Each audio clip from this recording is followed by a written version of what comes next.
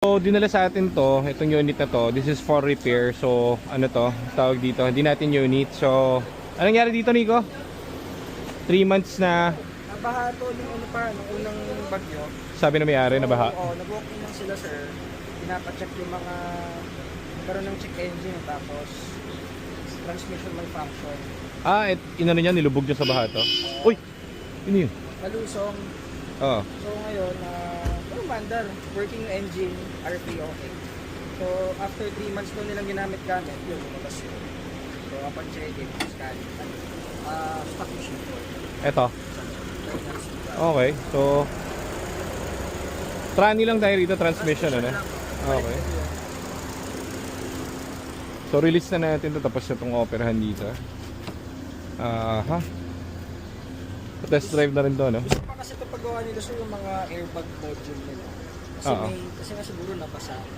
Oo, kasi yung crash sensor sa harapan kung lumubog. Nabasa yun siguro.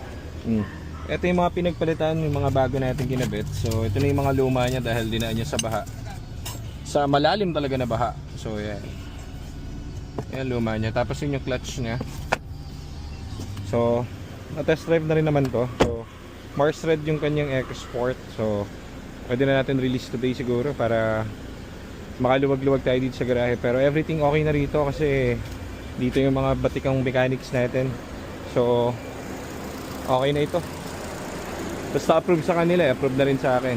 Na-test drive na rin naman to ng 2 araw. So ang tumatagal lang tayo sa test drive kasi gusto natin lahat smooth, di ba? Para wala na silang intindihin sa future. So ayun nga, naka-airbag nga. So kapag ka lumabas kasi yung airbag, malamang sa malamang yung bahang dinaanan niya is abot dito.